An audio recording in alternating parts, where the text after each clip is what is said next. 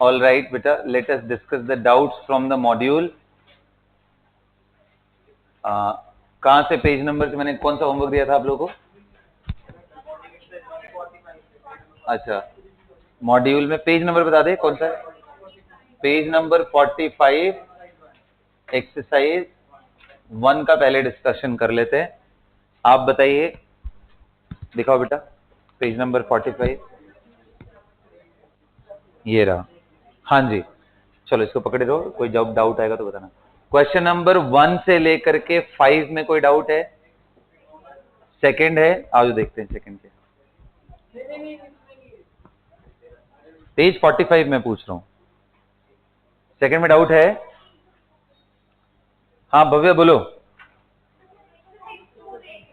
Exercise 2, अच्छा exercise 1 अभी मैं पेज नंबर इसलिए लिख दिया।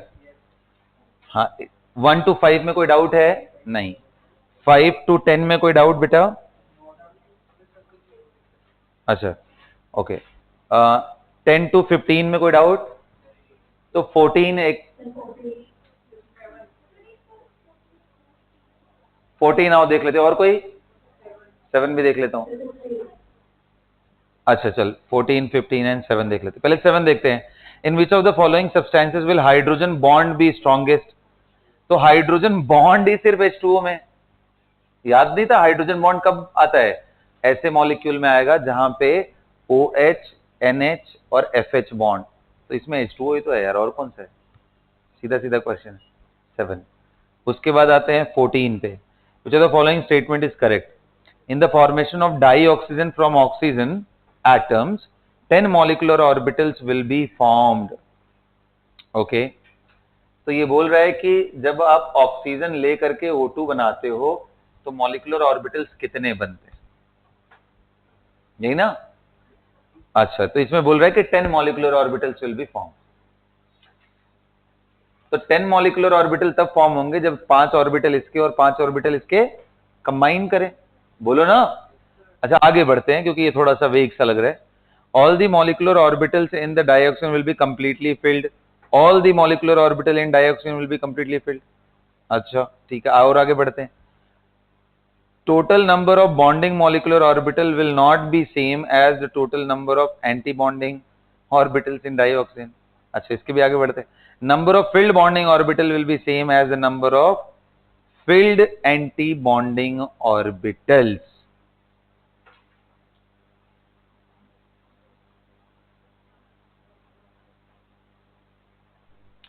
देखो कितने लोग कह रहे हो clearly sir number of filled bonding orbital and anti bonding orbitals तो सेम नहीं होंगे, वो तो भर के देख सकते हो आप।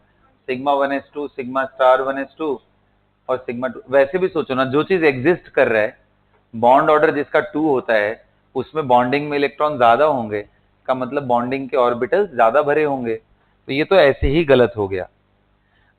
अब ऊपर वाले में देखते हैं, ये तीनों ही मुझे लग रहा है थोड़े डाउटफुल स्टेटमेंट। जैसे total number of bonding molecular orbitals will not be same as total number of anti bonding orbitals in die.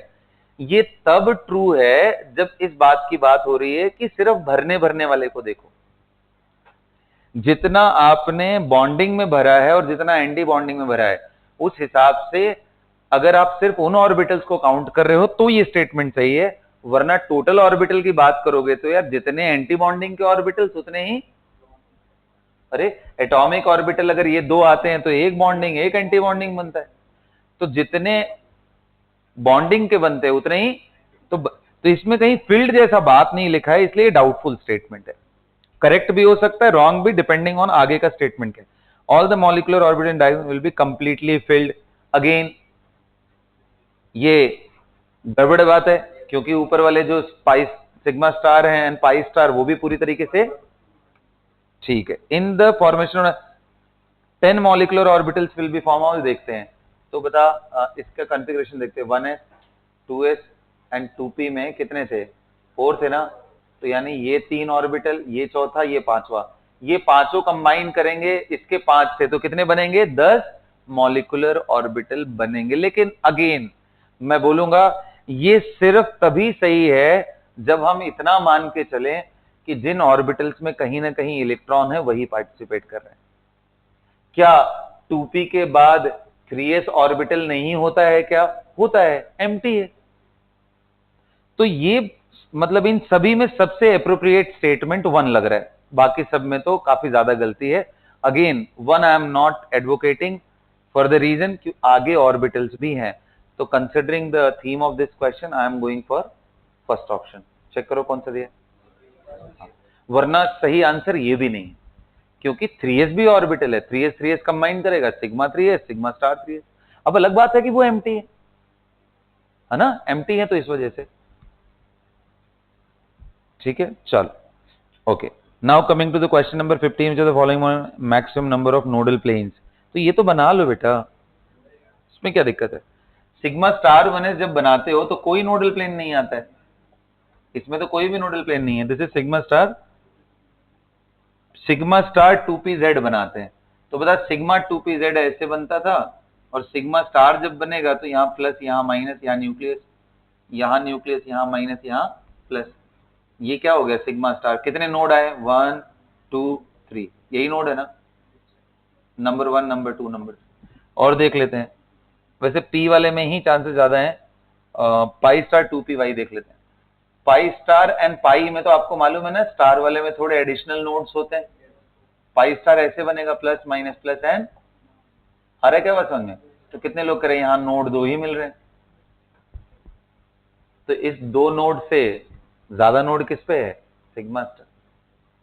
समझ में आ गया? तो इसका आंसर सिग्मा स्टार होगा। अच्छा जी, हाँ अब आते हैं पाई स्टार। क्या पाई स्टार व्हाट? नहीं, चेंज कर लो इसको, ये तो गिन के साफ समझ में आया था। चेंज कर लो इसको, की चेंज कर लो इसका, आंसर क्या होगा इसका? Sigma star. हाँ तो नोडल प्लेन ही तो है, ये भी प्लेन ही है, ये दूसरा प्लेन है, ये तीसरा प्लेन, 3 प्लेन ही तो है।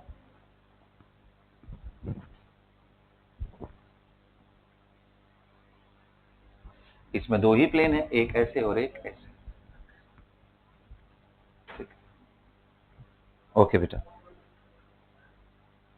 हाँ जी, और बताइए 22 तक में कोई डाउट है? एक्सरसाइज 1 कंप्लीट हो गया हमारा। चलिए, अब एक्सरसाइज 2 के जो क्वेश्चन दिए थे आप लोगों से, मैं यानी पेज नंबर 47 से शुरू कर।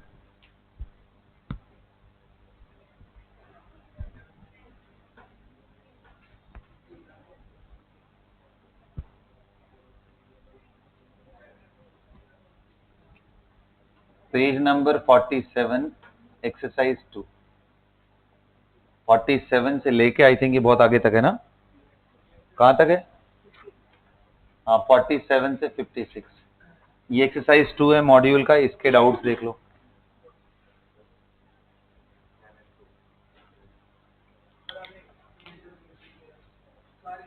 हाँ ठीक है, तो मैं इसीलिए वैसे ही पूछूंगा ना, जो दिए थे उसी में से, आप लोग उसी में से मार्क करना, ठीक है, जो लिख करके मैंने दिया था।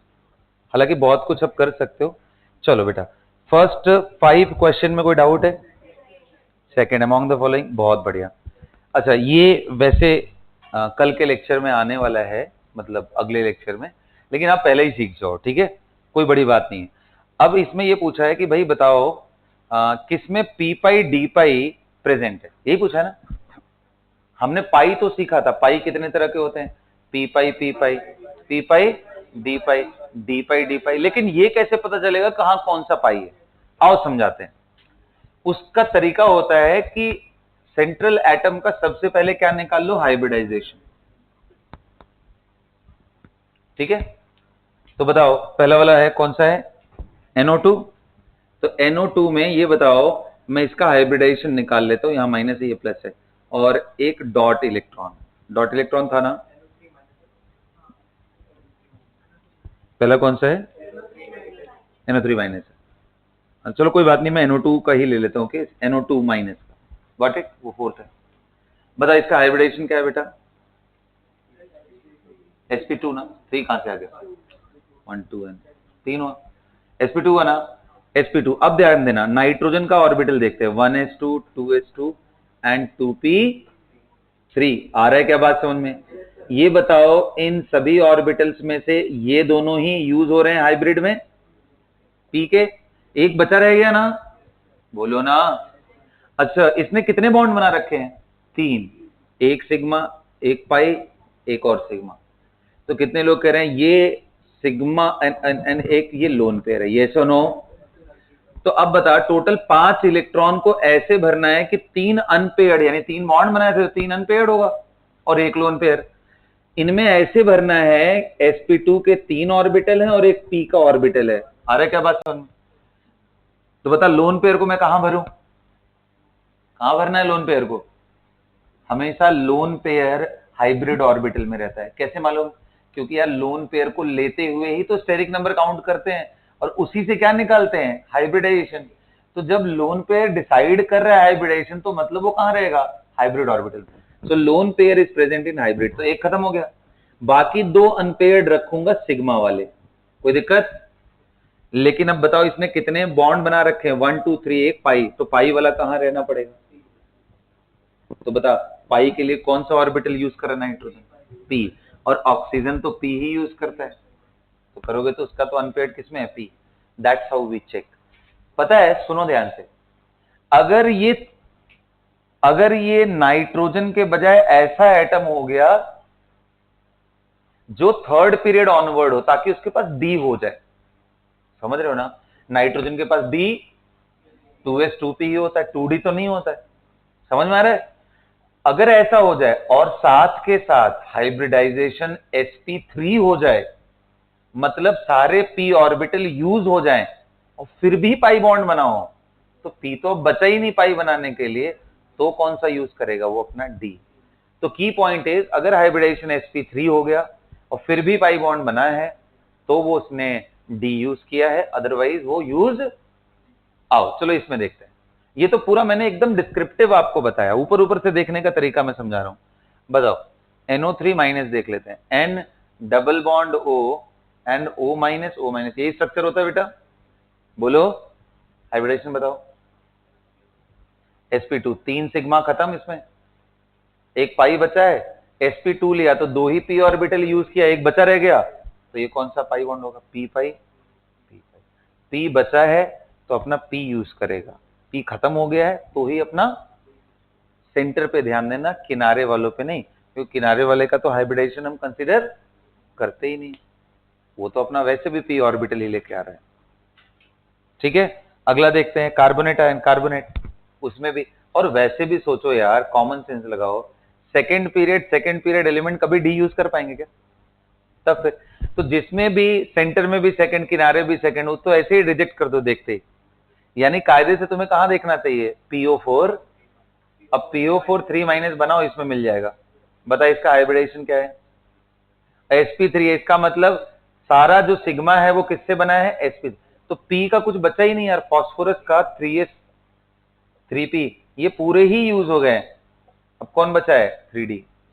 तो इसी में जो इलेक्ट्रॉन होंगे डी में, वो कैसे होंगे? 5 इलेक्ट्रॉन होता है, एक एक करके अनपेयर डाल दो। हाँ excited, of course excited, 3s वाला एक्साइट होकर के जाता है। तो ये पाई बना रहा है, तो phosphorus is using its d and it is using its p, इसलिए d pi p pi bonding is present in PO4। तो तरीका मैंने क्या बोला? अगर पी खाली नहीं है तो ये। अच्छा एक बात बताओ, SO2 में कौन सा होगा? देखते हैं, सोच के देखो, SO2 में। हाँ बोलना बोलना जल्दी बोल। Answer is hybridization sp2। तो एक पी बचा है, तो एक पाई जो बना है वो पी का है, दूसरा पाई डी का है। यार 2 पाई बने हैं ना, तो एक पाई के लिए एक पी ऑर्बिटल लिया, तो अब पी तीनों खत्म।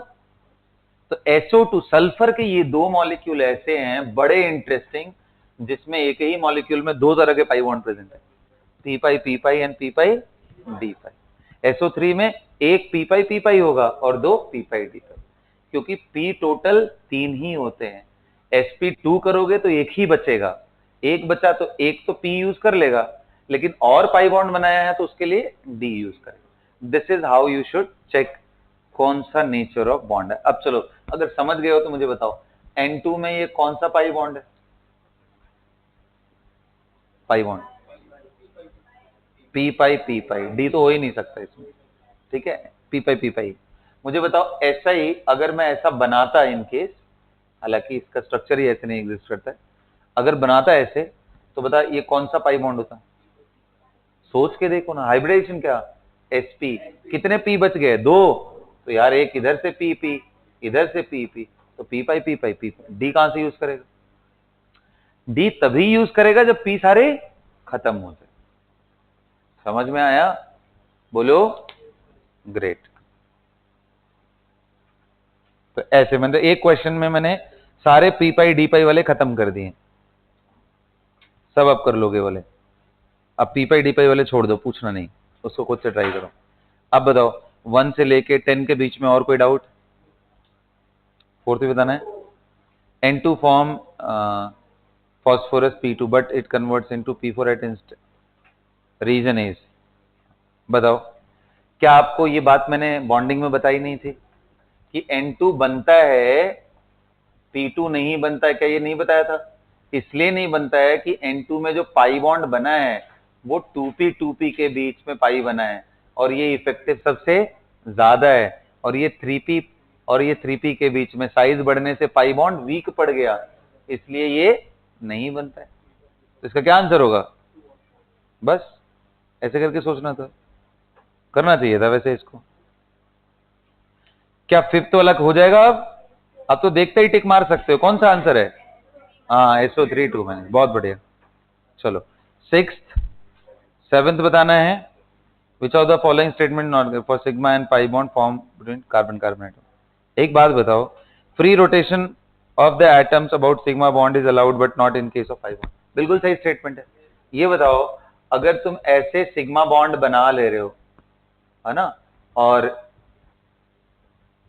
मैं बोलूं कि यार एक काम करो, इसको गोल गोल घुमाओ, इसी इंटरन्यूक्लियर एक्सिस के रहो, इसको फिक्स कर दो, इसको गोल गोल, क्या ये बॉन्ड टूट जाएगा? नहीं टूटेगा। अरे दोनों ऐसे ओवरलैप किए हैं, मैं बोल रहा हूं कि इसको रोटेट करो, ऐसे रोटेट करते रहो, क्या टूट रहा है क्या? नहीं। मैं टेढ़ा मेढ़ा करने की बात नहीं कर रहा हूं, टेलिंग यू टू रोटेट। लेकिन कितने लोग करें, अगर पाई है तो पाई तो ऐसे बनता है, आप जैसे एटम को घुमाओगे ये भी साथ साथ घूमेगा, तो ब्रेक हो गया, तो पाई टूट जाता है रोटेशन से। सिग्मा एक को फिक्स, दूसरे को रोटेट करने से ऐसा होता है। क्या समझ में आया सबको?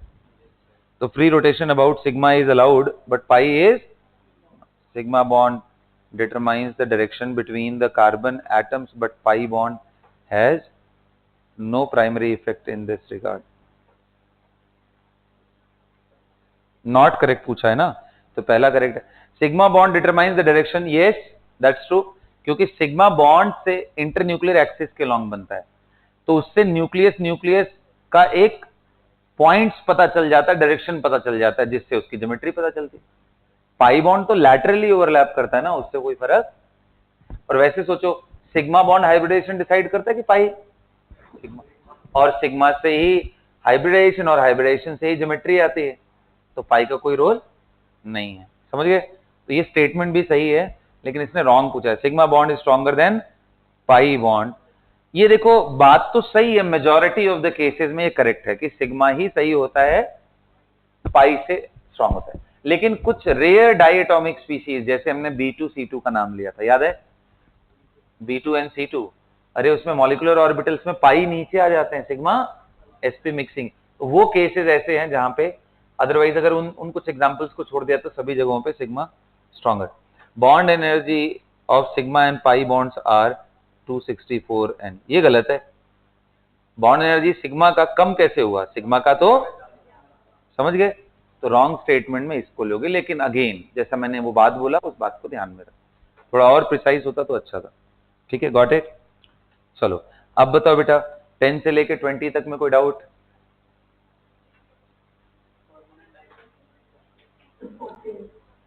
14 बताना है। हाँ 14, among the K CaFe zinc the element which can form more than one binary compounds with chlorine. More than one binary compound का मतलब जिसका ऑक्सीडेशन स्टेट बदल जाए, तो आंसर क्या होगा? आयरन। कैल्शियम तो यार +2 होता है फिक्स, तो वो तो Cl के साथ CaCl2। जिंक का भी +2 ही होता है, पोटेशियम का +1, आयरन +2 में भी होता है, तो FeCl2 भी बना सकता है FeCl, इसका आंसर है। तो 14 हो गया। अब 15 में कोई डाउट है? नहीं होना चाहिए, है क्या? ठीक है, O2F2 H2O2 की तरह होगा बिल्कुल। हाँ, अब बताओ 20 तक में कोई डाउट? 19? अरे परमानेंट डाइपोल का मतलब जो पोलर हो यार। परमानेंट डाइपोल का मतलब क्या है? जो पोलर हो। टेम्पररी डाइपोल कहां आते हैं? जहां पे डाइपोल इंड्यूस करे दूसरे को। जैसे ही एक हट जाएगा तो वो डाइपोल इंडक्शन खत्म हो जाएगा। डाइपोल इंड्यूस डाइपोल में ही टेम्पररी आता है, अदरवाइज वो परमानेंट।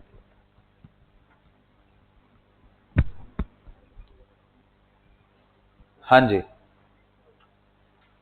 और आते हैं 20 से लेकर के 30 तक में कोई डाउट?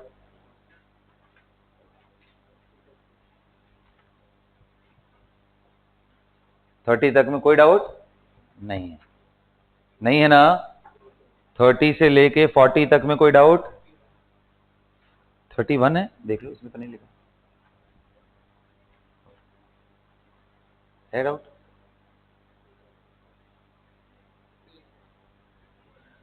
40 तक में कोई डाउट बेटा? अच्छा, 40 से 50 में कोई डाउट नहीं किया उसके आगे क्वेश्चन? 50 से 60 के बीच में कोई डाउट?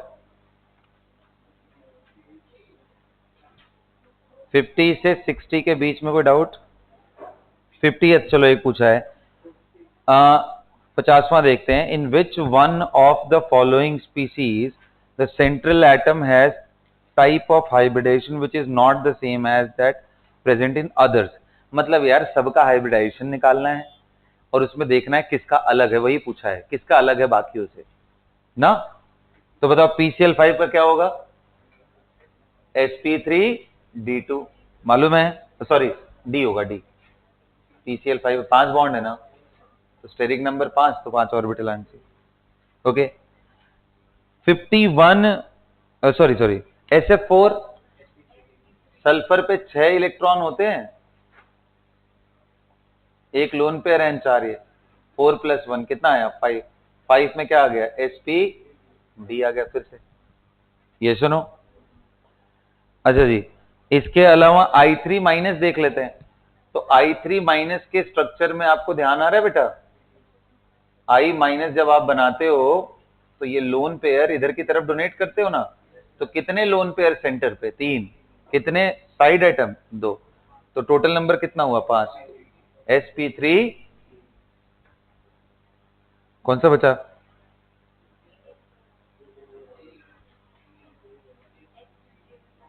SbCl52 में। अच्छा, Sb कौन से ग्रुप का मेंबर है? Nitrogen. Nitrogen, phosphorus, arsenic, antimony, bismuth, इसमें आया क्या? Sb आया। तो इसके वैलेंस शेल में भी जितना इसमें उतना इसमें 5 इलेक्ट्रॉन होंगे, तो Sb में मैं 5 दिखा ले रहा हूं। अब इसने बोला है कि इसमें क्लोरीन कितने जुड़े हुए हैं? 5 है। कहां गया यार ये मॉलिक्यूल? क्वेश्चन कौन सा था? ठीक है, 5 क्लोरीन जोड़ा है, तो कितने लोग कह रहे हैं? 3 तो डायरेक्ट जुड़ जाएंगे सर, कोई प्रॉब्लम नहीं है। और इसने 2 नेगेटिव भी दिया है, ये सुनो, इसका मतलब 2 नेगेटिव क्लोराइड आयन आए हुए थे जिन्होंने इसके साथ बॉन्ड बना लिया। तो जब ये ऐसे देंगे, डोनेट करेंगे, तब इनका डेटिव बॉन्ड हटेगा तो इस पे -2 चार्ज आ जाएगा। Did you get it? अब बताओ यहां पे स्टेरिक नंबर 1 2 3 4 5 एटम और एक लोन पेयर sp3d2, क्योंकि स्टेरिक नंबर कितना हो गया? 6। तो यही अलग है, बाकी सब सेम। चलो 51 एंड 2 में properties of the alkaline earth metals that increases with atomic number. Electronegativity क्या एटॉमिक नंबर के साथ बढ़ेगा नीचे जाने पे? नहीं। Solubility of their hydroxide in water? Yes, नीचे जाने पे हाइड्रोक्साइड फ्लोराइड की। Solubility of sulphate in water? No. Ionization energy? No. तो क्या आंसर यार? क्या लगाया इसमें? लगाया तुमने बोल 52। चलो 53 से लेकर के 60 तक में कोई डाउट? द फॉलोइंग कंपाउंड है लोवेस्ट मेल्टिंग पॉइंट, ये तो आंसर क्या होगा?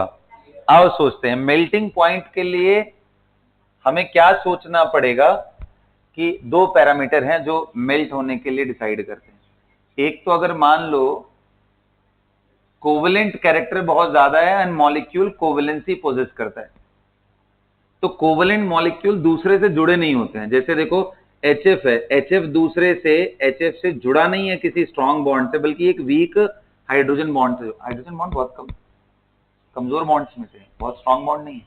ये कोवेलेंट बॉन्ड की तुलना में ये बहुत कमजोर होता है।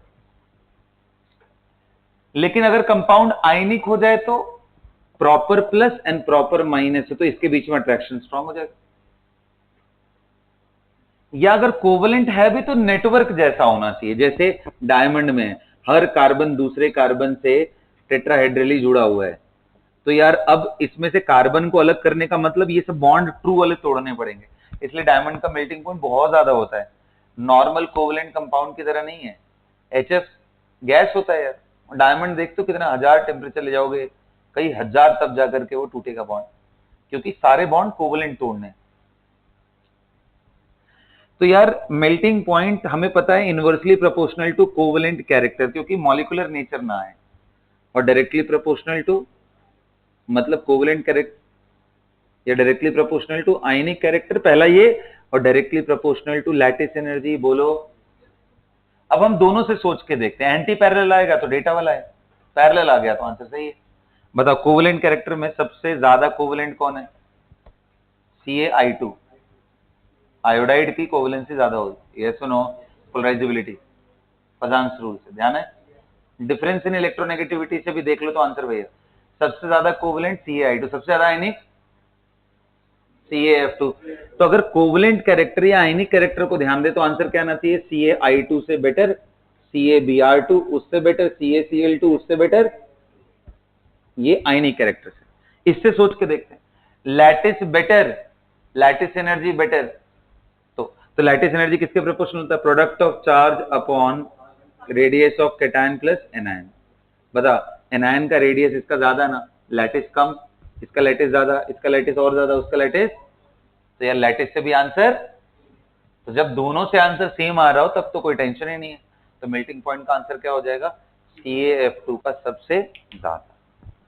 एंटी पैरेलल होते तो प्रॉब्लम होता, अभी तो पैरेलल ही आ रहा है।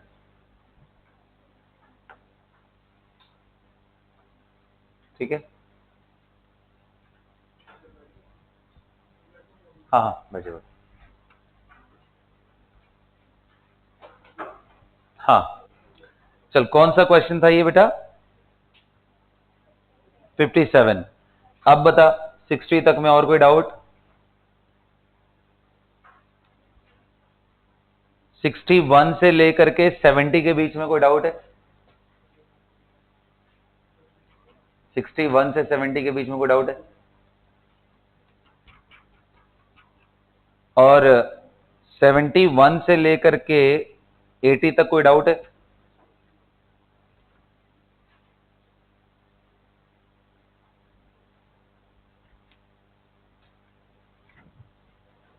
Very good. अब बता 81 से लेकर के 90 तक में कोई डाउट है?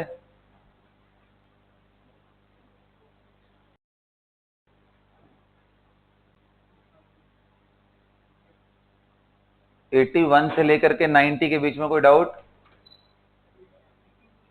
83 बताना है।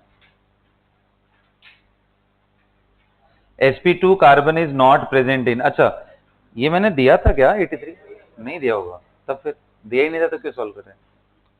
कर रहे हैं तो देख ले, वैसे मैं बता ही देता हूं। कार्बोनिक एसिड पता है किसको बोलते हैं?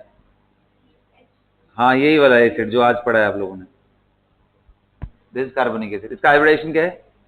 sp2, एक सिग्मा, दूसरा सिग्मा, 3 सिग्मा है, स्टेरिक नंबर 3 है, sp2।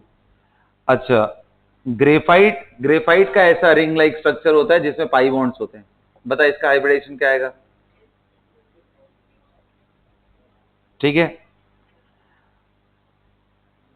फुलरीन, फुलरीन भी रिंग लाइक स्ट्रक्चर ही होते हैं, वो तो सॉकर बॉल लाइक स्ट्रक्चर होता है, उसमें भी 5 बॉन्ड्स प्रेजेंट होते हैं, तो उसका भी आंसर क्या आएगा?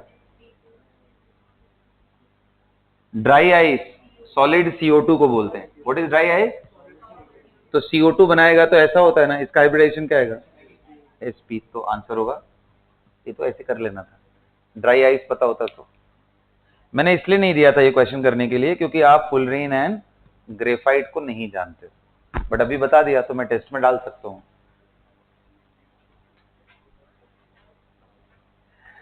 अच्छा, 85 to 90, 90 से लेके 95,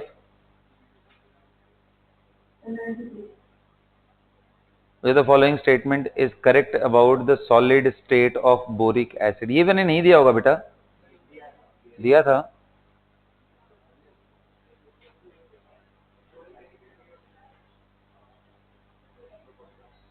अच्छा अच्छा, चलो मैं समझा देता हूँ, ठीक है कोई बात नहीं। 93 दिया था तो ये सुनो, क्योंकि ये आप अपने से नहीं कर पाओगे। अच्छा, बोरिक एसिड नाम से क्लियर है, कौन सा एसिड, किसका एसिड, किसका एसिड बता ना? हाँ, बोरॉन का, तभी तो बोरिक एसिड है। बहुत ही बोर करने वाला एसिड है ये।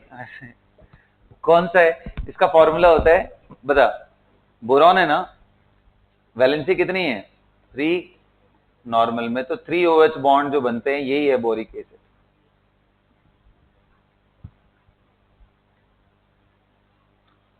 अब बताओ इसमें OH लिंकेज है क्या? तो क्या ये हाइड्रोजन बॉन्ड बनाएगा? बनाता है हाइड्रोजन बॉन्ड। तो इसके जो भी, चाहे वो सॉलिड हो लिक्विड हो कहीं पे भी हो, हाइड्रोजन बॉन्ड बनते हैं। लिक्विड और इन सब में हाइड्रोजन बॉन्ड टूट जाते हैं, सॉलिड के फॉर्म में ये हाइड्रोजन बॉन्ड मेंटेन रहते हैं। तो इसमें हाइड्रोजन बॉन्ड होगा, तो hydrogen bond is present, correct है। Dissolves in water to yield shape of B is tetrahedral. क्या टेट्राहेड्रल है ये? क्या है? तो इसका आंसर कौन सा होगा? H bond is present.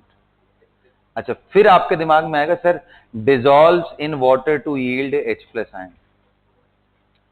पानी में घुलता तो है और H+ आयन भी मिलता है, लेकिन H+ आयन कैसे मिलता है इसकी कहानी पे हम लोग कल मुहर लगाएंगे, जब हम लोग लुईस एसिड एंड बेस पढ़ रहे होंगे। फिलहाल आंसर तो क्लियर हो गया ना इसका कौन सा है, उसको बस एंजॉय करो, उसके आगे बढ़ते हैं।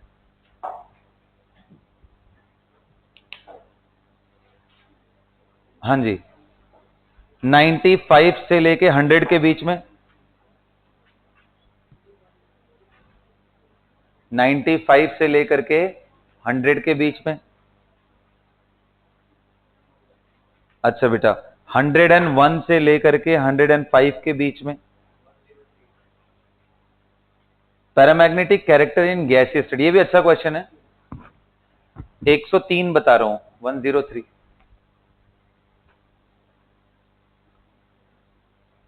103, विच of the following has the paramagnetic character in gaseous state.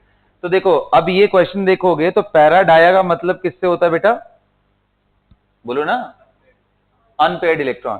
तो सल्फर S-2 में होगा क्या, देख लेते हैं। सल्फर का कितना इलेक्ट्रॉन होता है सल्फर में?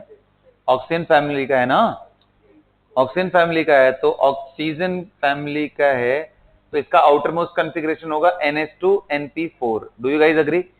2 इलेक्ट्रॉन डाल देंगे तो ये क्या बन जाएगा? तो NH2NP6। पहले वाला तो वैसे ही भरा था, अब फिर भर गया, तो कहीं कोई अनपेयर्ड इलेक्ट्रॉन है क्या? तो ये डाया हो गया, समझ में आया? अच्छा, S8 जो है ना वो क्राउन लाइक स्ट्रक्चर होता है, क्राउन, आपने सुना है? W बनाओ और ऐसे लाके जोड़ दो, ये होता है। ये जो जंक्शन है ये सब जगह सल्फर होता है। बोलो, सबको समझ में आ रहा है? और क्या ये डायटोमिक है या पॉलीएटॉमिक? तो पॉलीएटॉमिक मॉलिक्यूल में बॉन्डिंग जब भी होती है तो पेयरिंग हो जाती है ना।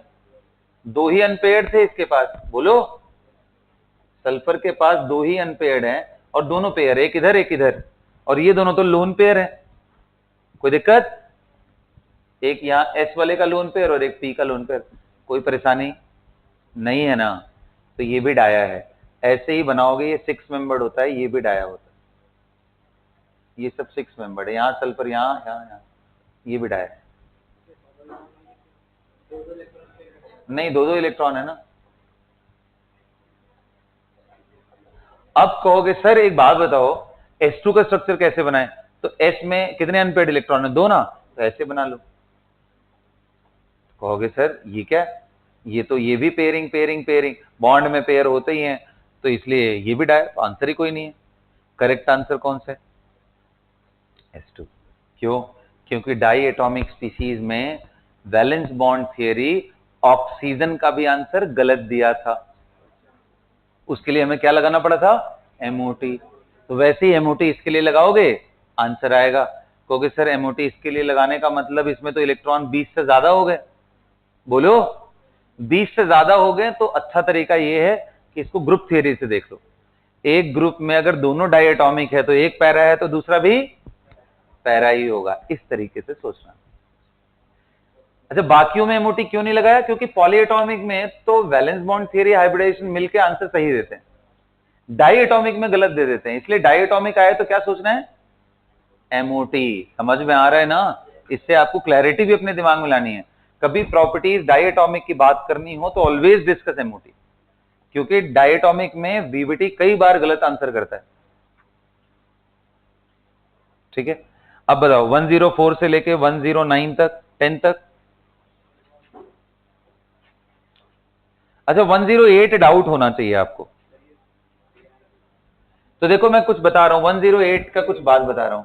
108 NO, N2O, MCO, ये सब न्यूट्रल ऑक्साइड होते हैं। नॉन मेटल के ऑक्साइड तो हैं, बट ना तो ये एसिड से रिएक्ट करेंगे ना तो बेस से रिएक्ट करेंगे। इसको लिख लेना, इनमें ये बड़ा इंटरेस्टिंग है। N2O is laughing gas. अगर आपके अंदर, मतलब आप उसका थोड़ा सा स्निफ कर लो हल्का सा, फिर सिर्फ सिर्फ हंसते रहोगे लगातार। It creates laughter. ओके, बड़ा जबरदस्त है, कंटीजियस है ये, हंसी रोक नहीं पाओगे। कोई बहुत रो रहा हो उसको ले जाकर के बस बॉटल उसके सामने खोल दो N2O का। Okay, got it?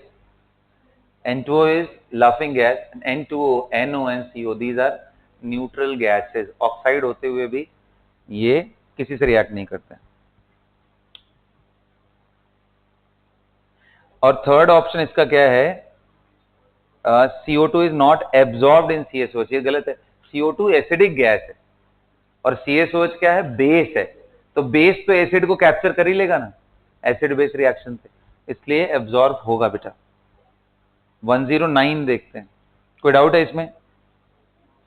ओके, 115 तक में कोई डाउट? 115 है हाईएस्ट बॉन्ड ऑर्डर। क्या है बॉन्ड ऑर्डर? तो निकालना था यार, इसको तो ऐसे ही देख के मैं आंसर बता दूं कौन सा होगा। CN minus should be the answer, bond order 3 आएगा। उसके यार सिग्मा वही लगा दो, कोई दिक्कत नहीं। सिर्फ CO के लिए मत लगाना, ठीक है? CO में मैंने मना किया था। 120 तक कोई problem?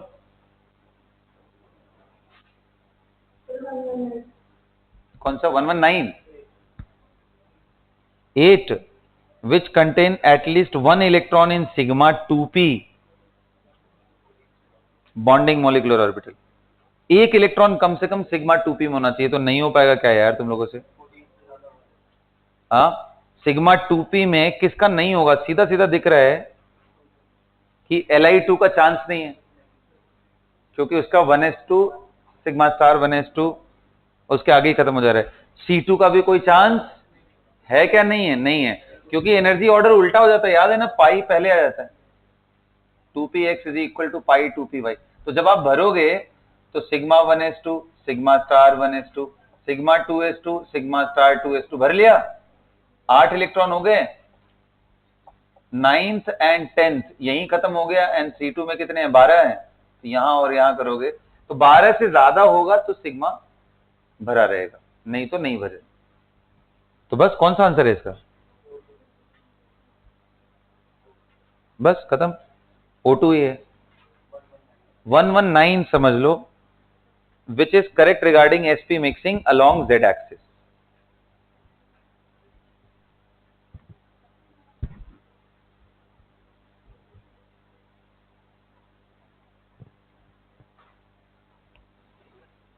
Nodal planes are present in anti bonding molecular orbital, ये तो बात सही है, nodal plane is absent in bonding molecular orbital, किसका, SN P का बोल रहा है, तो P कहीं पे भी आएगा तो नोडल प्लेन कभी जीरो तो हो ही नहीं सकता है। मॉलिक्यूलर ऑर्बिटल फॉर्म में have higher energy than the present atomic orbital, ये बात सही है। Nodal plane is present in anti bonding molecular orbital, तो सही था नोडल प्लेन। इनकरेक्ट पूछा था क्या, तो क्या आंसर आया, बस खत्म है, क्या दिक्कत है। MO formed are asymmetric, molecular orbitals formed are asymmetric, asymmetric हो गई। S को P के साथ अगर आप कराओगे तो इनकी जो बॉन्ड, जो भी बॉन्डिंग ऑर्बिटल बनेंगे वो ऐसे होंगे अगर बॉन्डिंग बन भी गया